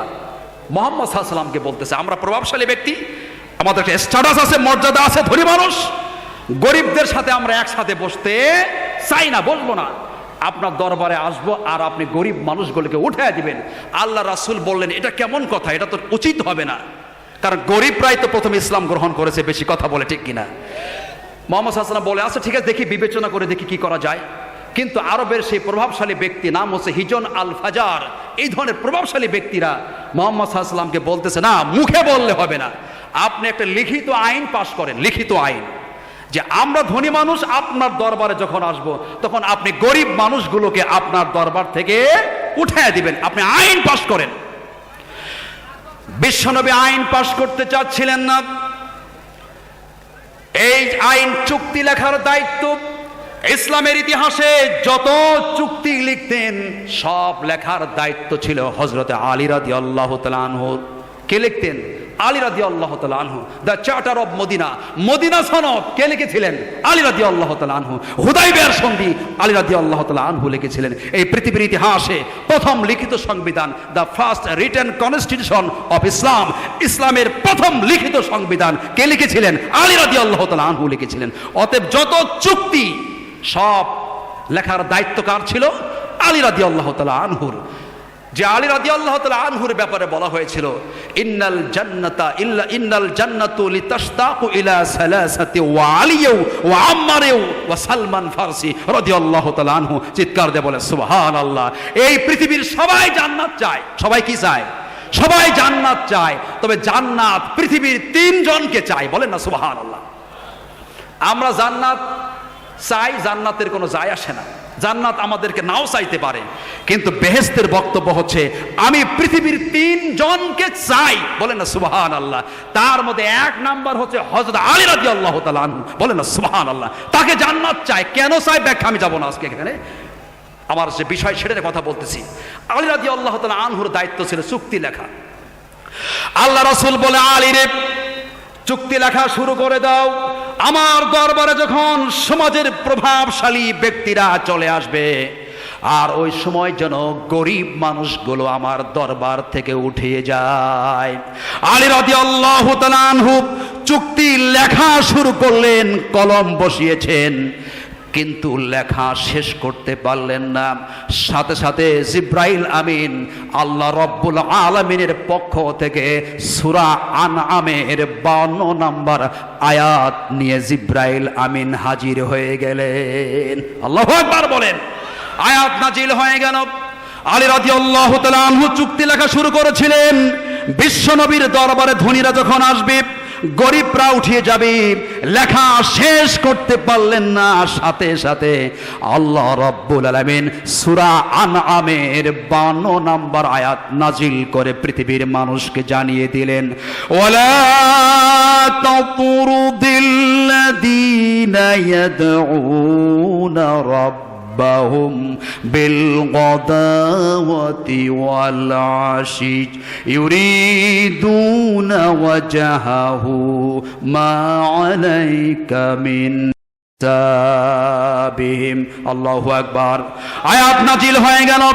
আল্লাহ রাব্বুল আলামিন বললেন, ও নবী, ওই প্রভাবশালী ব্যক্তিদের চাপের কারণে যে মানুষগুলো, গরিব মানুষগুলো, অভাবী মানুষগুলো সকাল সন্ধ্যা আমি রব্বুল আলামিনকে যারা ডাকে, ও নবী, সমাজের প্রভাবশালী ব্যক্তিগুলোর চাপে এই গরিব মানুষগুলোকে তোমার দরবার থেকে কখনো উঠায়া দিও না রে নবী, উঠায়া দিও না।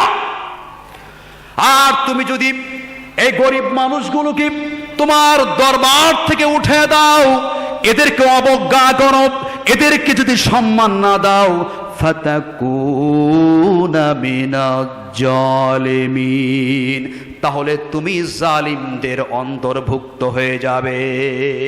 আল্লাহ রাব্বুল আলামিন তার রাসূলকেও ছাড় দিলেন না। কোরআনের ভাষা কত চমৎকার, এখানে ল্যাঙ্গুয়েজ, ভাষা প্রয়োগের শিক্ষা দেওয়া হয়েছে। আল্লাহ কিন্তু রাসূলকে বললেন না যে তুমি জালিম হয়ে যাবে, এই কথা কিন্তু বলেন নাই। কি বললেন দেখেন, কোরআনের ভাষা কত চমৎকার, ফাতাকুনা মিনাজ জালিমিন, তুমি জালিমদের অন্তর্ভুক্ত হয়ে যাবে।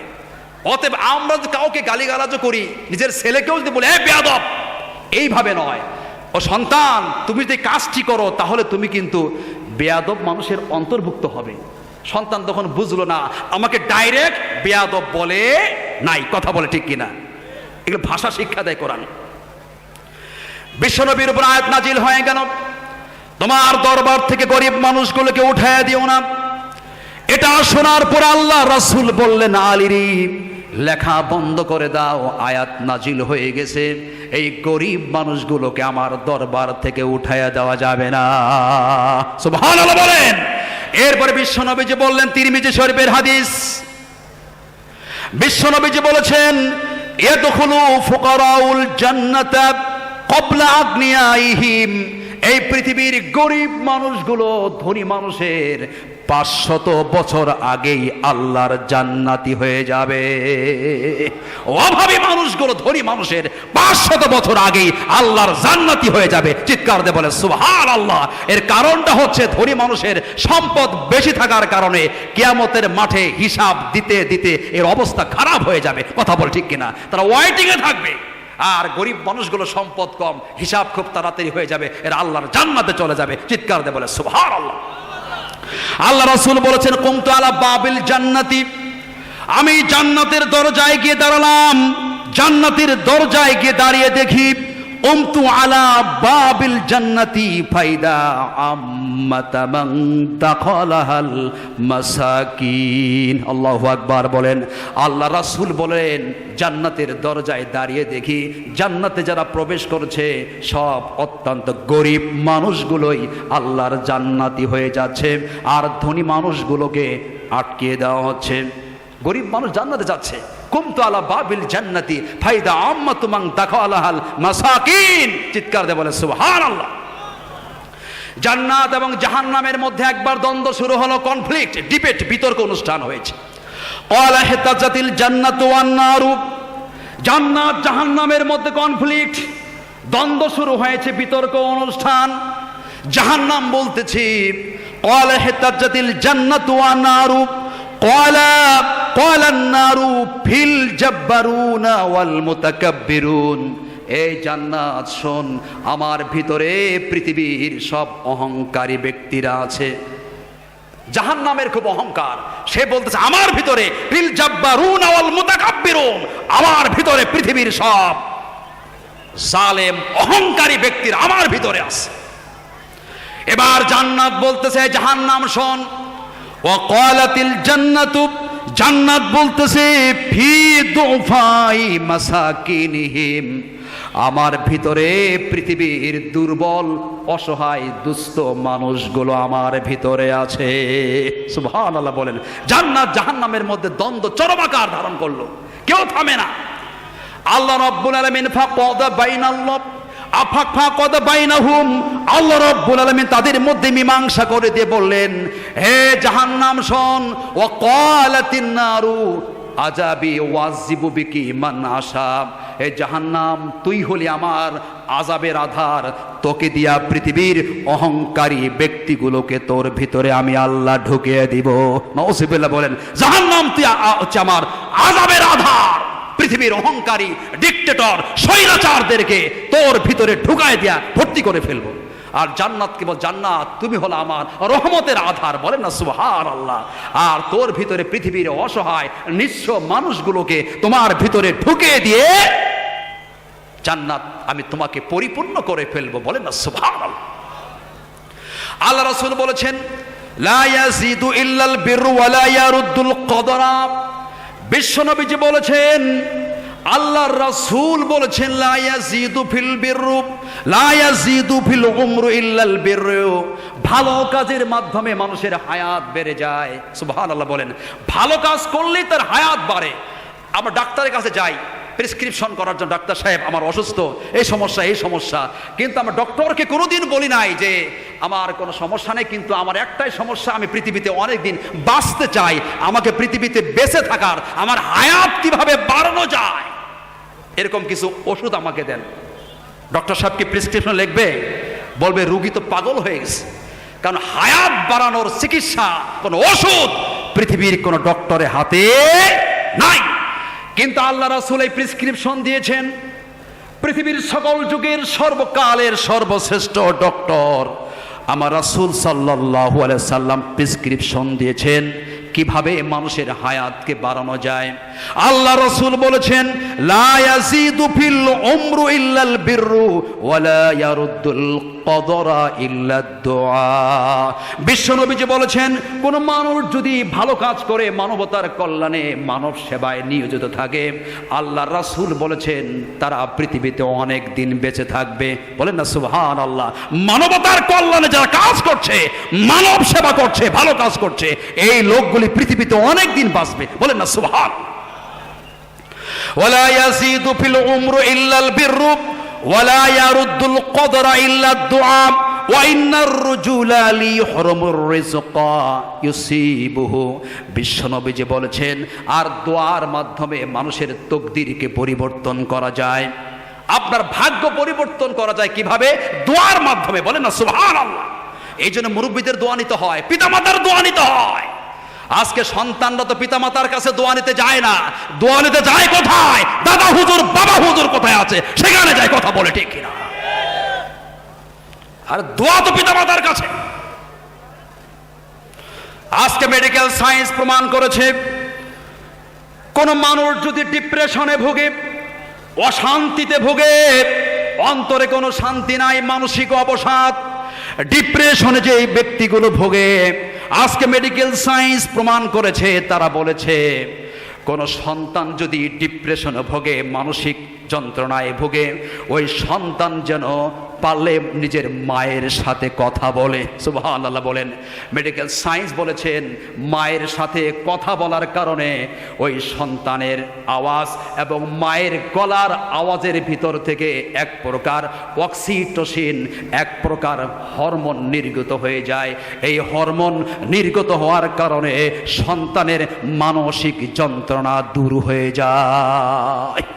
মেডিকেল সায়েন্স প্রমাণ করেছে মায়ের কণ্ঠস্বরের মধ্যে অক্সিটোসিন এক প্রকার হরমোন নির্গত হয়, যে হরমোনটা সন্তানের ডিপ্রেশন থেকে রক্ষা করে, বলেন না সুবহানাল্লাহ। সন্তানরা মায়ের কাছে যায় না দোয়া চাইতে, বাবাকে শ্রদ্ধা করে না, নিজের মাকেও ঠিক মতো দাম দেয় না। সন্তান প্রতিষ্ঠিত হয়ে যায়, বড় বড় বাসা তৈরি করে, ফ্ল্যাট কিনে 2000 2500 স্কয়ার ফিট বাসার ভিতরে বসবাস করে। কিন্তু অনেক ভাই রয়েছেন নিজের একটা মায়ের ছোট্ট পেটের ভিতরে 3-4টি সন্তানের জায়গা হয়ে যায়। আর সন্তান যখন প্রতিষ্ঠিত হয়ে যায় 2000 2500 স্কয়ার ফিট ওই বিশাল বাসার ভিতরে নিজের জন্মদানকারী পিতামাতার জায়গা হয় না। কথা বলে ঠিক কিনা? মায়ের ছোট্ট পেটে আমাদের জায়গা হয়েছে, কিন্তু বিশাল স্কয়ার ফিট বাসার ভিতরে নিজের পিতামাতার জায়গা হয় না, পিতামাতাকে রেখে আসে বৃদ্ধাশ্রমে। কথা বলে ঠিক কিনা? আমরা গবেষণা করে দেখেছি যারা ইসলামী শিক্ষায় শিক্ষিত, যাদের অন্তরের ভিতরে কোরআনুল কারিমের ভালোবাসা আছে, কোরআনুল কারিমের প্রেম ভালোবাসা যাদের ভিতরে আছে, এই ব্যক্তিগুলো কখনোই নিজের পিতামাতাকে বৃদ্ধাশ্রমে রেখে আসে নাই।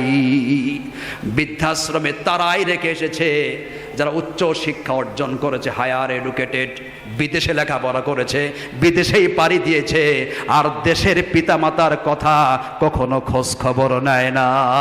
কথা বলে ঠিক কিনা? আপনি দেখেছেন কোন ইমাম সাহেব, কোন হাফেজ সাহেব নিজের পিতামাতাকে দূরে ঠেলে দিয়েছে? দেখেছেন কোনোদিন? বৃদ্ধাশ্রমে রেখে এসেছে? আসে না। তাদের সিনার মধ্যে আল্লাহ পাক পবিত্র কোরআনের মায়ের অধিকার কি, পিতার অধিকার কি, এই বিষয়গুলো তারা পড়াশোনা করার কারণেই নিজের পিতামাতাকে দূরে ঠেলে দেয় না। কথা বলে ঠিক কিনা? এরপরে বিশ্বনবী যে বলেছেন, ওয়াইন্নার রাজুলা লিহুরামুর রিজকা, সমাজ যখন পাপাচারে নিমজ্জিত হয়ে যায়, মানুষ পাপাচারী হয়ে যায়, তখন মানুষের রিজিকটা আল্লাহ পাক উঠিয়ে নেন।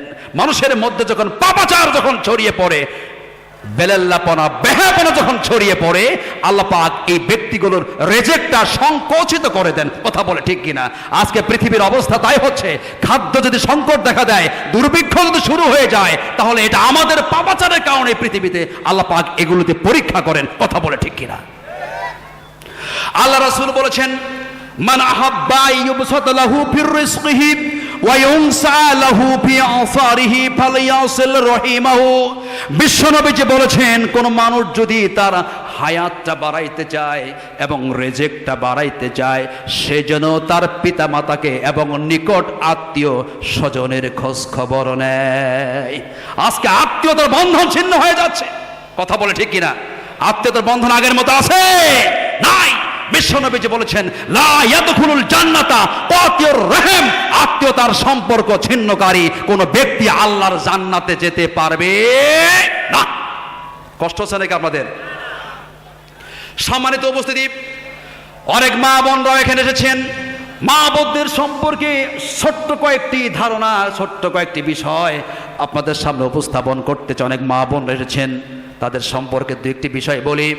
আল রাসূল সাল্লাল্লাহু আলাইহি সাল্লাম নারীদের ব্যাপারে এই হাদিসটি সকলে জানেন, আল জান্নাতু তাহতা আকদামিনাল উম্মাহা, মায়ের পায়ের নিচে সন্তানের বেহেশত, এটা আমরা সবাই জানি। কথা বলে ঠিক কিনা? কথা বলে ঠিক কিনা? এই সমাজে অনেক নারী রয়েছে যে নারীদের মধ্যে ইহুদিদের স্বভাব আছে। এই পৃথিবীতে 7 প্রকার মহিলাদের মধ্যে ইহুদি নারীদের স্বভাব। কোন নারীদের স্বভাব? ইহুদি। 7টি স্বভাব রয়েছে।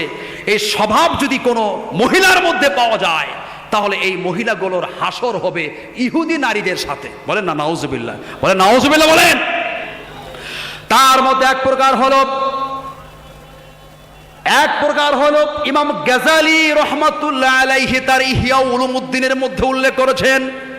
তার মধ্যে এক প্রকার নারী হলো, তাদের বৈশিষ্ট্য হলো তারা হচ্ছে আন্নানা। কি নারী? আন্নানা নারী। এই নারীদের বৈশিষ্ট্য হচ্ছে এরা বলবে, স্বামী যা উপার্জন করবে সব আমার, তোমার পিতামাতাকে কোনো সম্পদ দিতে পারবে না। এরকম নারী সমাজ আছে কিনা বলেন? এরকম নারীর মধ্যে কোনো নেশা যদি থাকে, এই নারীদের স্বভাব হচ্ছে ইহুদি নারীদের স্বভাব। কথা বলে ঠিক কিনা? যা উপার্জন করবে সব আমার থাকবে, তোমার ফ্যামিলির জন্য ব্যয় করতে পারবে না। অথচ কোরআনুল কারিমে আল্লাহ রাব্বুল আলামিন কি চমৎকার করে ঘোষণা করেছেন, ইয়াসআলুনাকা মাযা ইউনফিকুন কুল মা আনফাকতুম মিন খায়রিন ফালিল ওয়ালিদাইনি ওয়াল আকরাবুন। আল্লাহু আকবার বলেন। আল্লাহ রাব্বুল আলামিন বলেন, ও নবী, লোকেরা তোমাকে প্রশ্ন করেছে টাকা পয়সা উপার্জন করার পরে এই টাকা তোমরা কোন খাতে ব্যয় করবে। টাকা পয়সা উপার্জন করার পরে এই টাকা পয়সা তোমরা কোন খাতে ব্যয় করবে। মুহাম্মদ সাল্লাল্লাহু আলাইহি ওয়াসাল্লামকে প্রশ্ন করা হয়েছিল।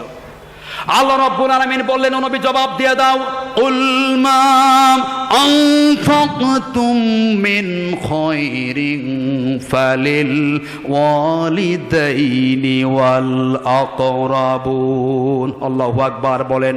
টাকা বের সর্বপ্রথম 1 নাম্বার খাত হলো পিতা মাতার জন্যই প্রথম টাকা পয়সা ব্যয় করতে হবে। এই আইনটা কার আইন? এটা আল্লাহর আইন।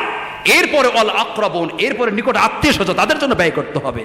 কিন্তু অনেক স্ত্রীরা কি মনে করছে, স্বামী যা উপার্জন করবে সব আমার। কথা বলে ঠিক কিনা? এরপরে দ্বিতীয় যে স্বভাবটি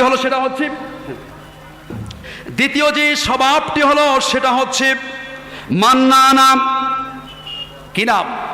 মান্নানা। এই নারীদের বৈশিষ্ট্য হলো কথায় কথায় স্বামীকে খোঁটা দেবে। এরকম নারী সমাজ আছে কিনা বলেন? কথায় কথায় খোঁটা দেবে। 3 নাম্বার হলো হান্নানা।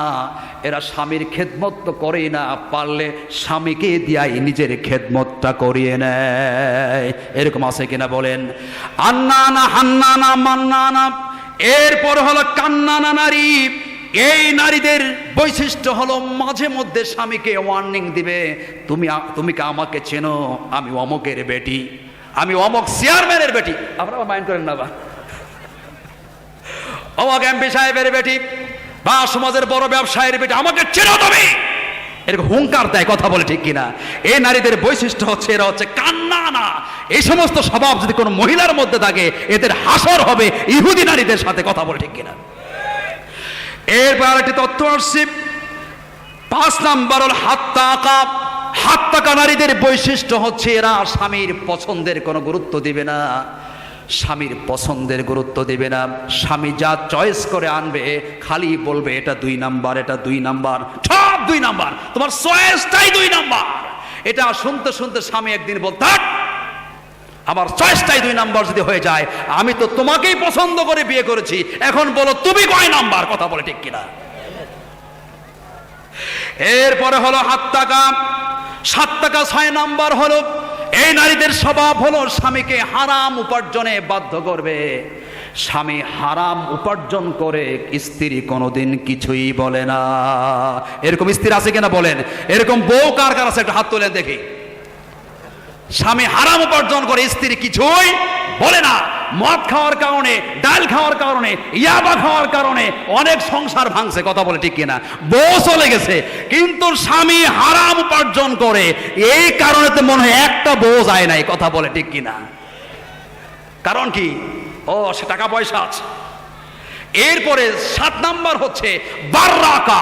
বাররাকা নারীদের স্বভাব হচ্ছে স্বামী যদি মারে 1টা ঘুষি, বউ মারে 3টা ঘুষি স্বামীকে। কথা বলে ঠিক কিনা? বউ স্বামীর গায়ে হাত উঠায়। এইরকম 7 প্রকার বৈশিষ্ট্য যদি কোনো নারীর মধ্যে পাওয়া যায়, সেই নারীটা হচ্ছে ইহুদি নারীদের স্বভাব। এদের হাসর হবে ইহুদি নারীদের সাথে। কথা বলে ঠিক কিনা? কথা বলে ঠিক কিনা?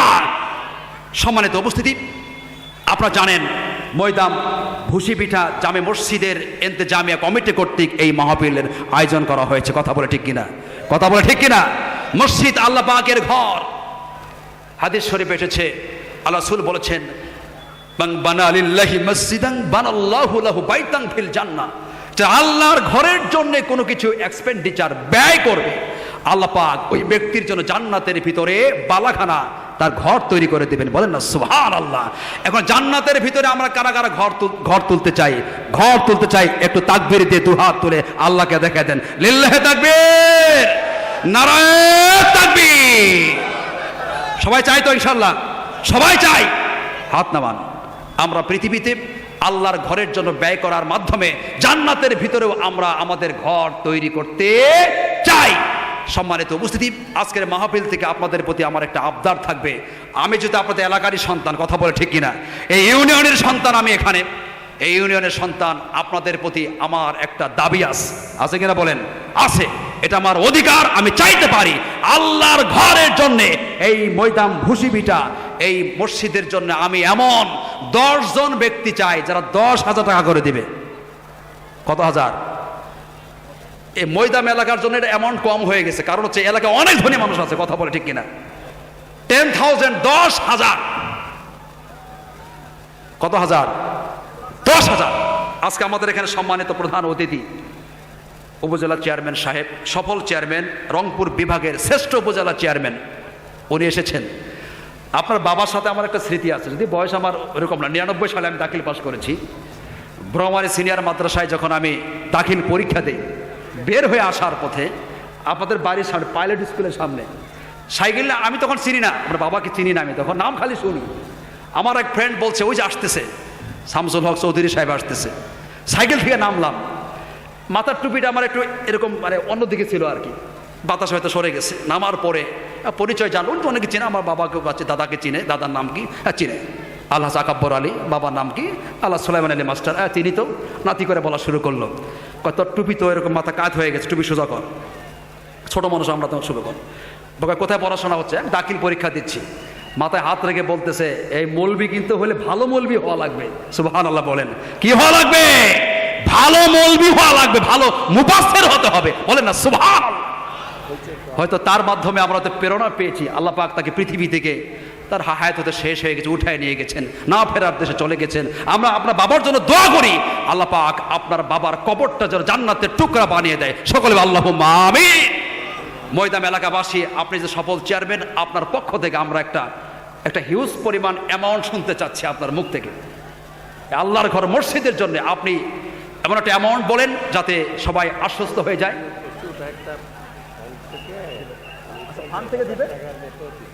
আচ্ছা, আলহামদুলিল্লাহ ফান্ড থেকে 50,000 টাকা, আলহামদুলিল্লাহ বলেন। ফান্ড থেকে কত? 50,000 টাকা। এখন আপনি ব্যক্তিগতভাবে, আমি চাই আমি 10,000 একটা অ্যামাউন্ট দিয়েছি, আলহামদুলিল্লাহ বলেন। লিল্লাহি তাকবীর, নারায়ে তাকবীর।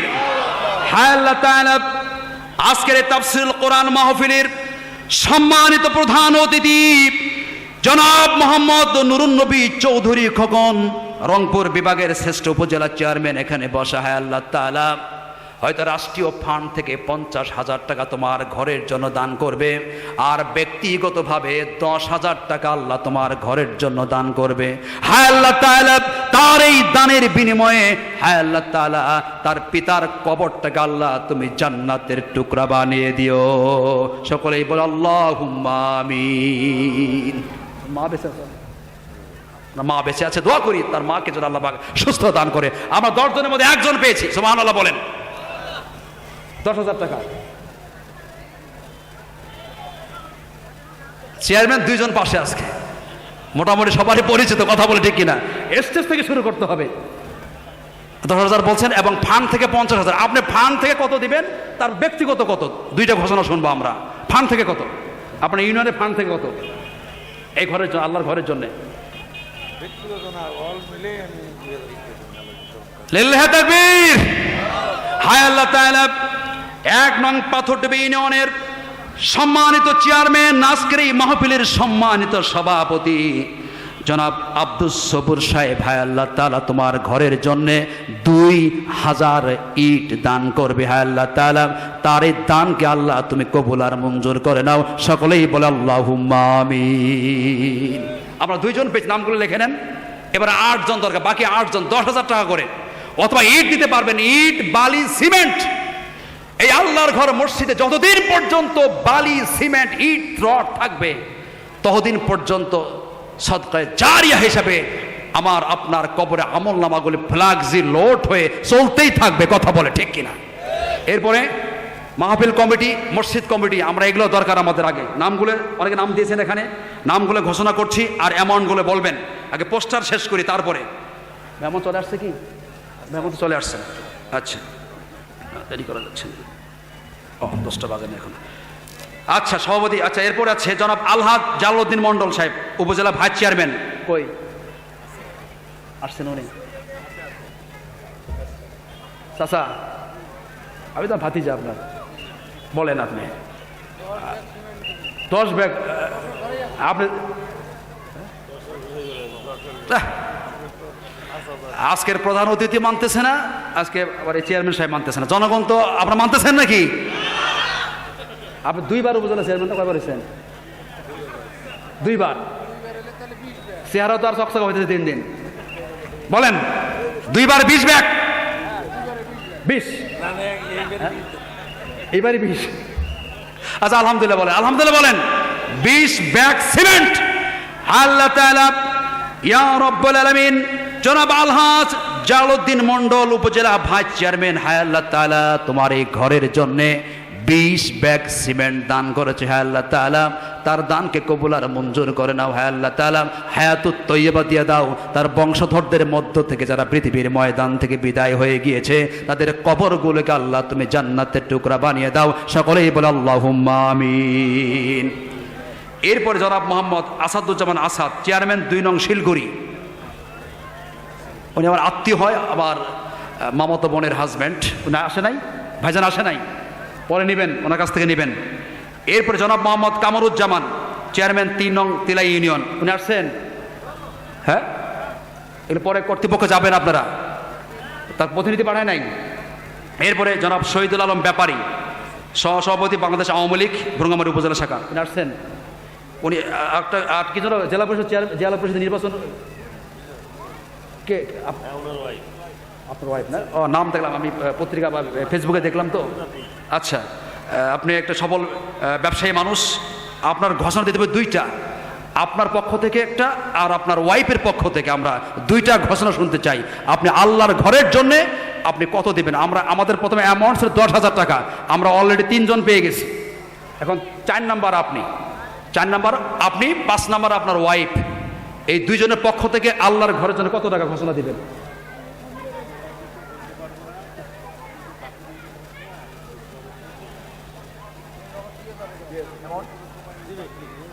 আলহামদুলিল্লাহ, নগদ দিয়ে দিবেন। ওয়াইফ ওনার পক্ষ থেকে নগদ দিয়ে দিবেন। চিৎকার দিয়ে বলেন সুবহানাল্লাহ। এরপরে জনাব মোহাম্মদ আমিনুল ইসলাম বাবলু, অধ্যক্ষ ময়দান মহাবিদ্যালয়। প্রিন্সিপাল কোথায়? হ্যাঁ, পিছনে আছে। কত বলেন? দ্রুত বলেন, মেহমান চলে আসছে। 10 ব্যাগ। লিল্লাহি তাকবীর। এই ময়দান মহাবিদ্যালয়ের সম্মানিত প্রিন্সিপাল আমার আত্মীয় হয়, উনি 10 ব্যাগ সিমেন্ট। লিল্লাহি তাকবীর। আল্লাহ তো মেহেরবান, তার দানকে কবুল আর মঞ্জুর করে নেন। তার বাবা পৃথিবীর ময়দান থেকে বিদায় হয়েছেন, আল্লাহ তার কবরটাকে জান্নাতের টুকরা বানিয়ে দেন। সকলে আল্লাহুম্মা আমিন। এরপর আব্দুল করিম সরকার, সভাপতি বাংলাদেশ আওয়ামী লীগ। উনি আসছেন? উনি নাম লিখতেছেন তো আপনারা? দ্রুত আপনি বলুন। 10 ব্যাগ, 5 ব্যাগ। লিল্লাহি তাকবীর, 5 ব্যাগ। আব্দুল করিম সরকার 5 ব্যাগ সিমেন্ট। আল্লাহ তো মেহেরবান, তার দানকে কবুল আর মঞ্জুর করে নেন।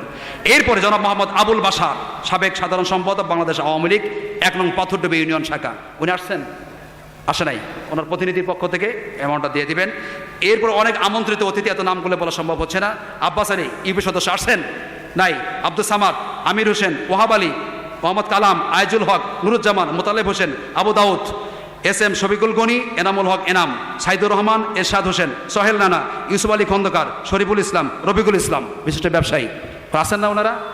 নাম আসেন না ওনাদের? মাহফিল কমিটি এবং মসজিদ কমিটি কারা? একটু দ্রুত আসে। আপনারা না শুরু করলে দিবে না সাধারণত। আমরা 5 জন পেয়ে গেছি, আর 5 জন দরকার। 10,000 টাকা অ্যামাউন্টের। অ্যামাউন্ট কমায় নিয়ে আসলাম 5,000 টাকা। 5,000 টাকা অ্যামাউন্ট দেওয়ার মতো কে আছেন? দ্রুত একটু দ্রুত ঘোষণা করবেন। আল্লাহর ঘর মসজিদের জন্য, মসজিদটি অবহেলিত অবস্থা পড়ে আছে, মসজিদে কাজ শুরু হবে, মসজিদ উন্নয়নের জন্য এক্সটেনশন হবে।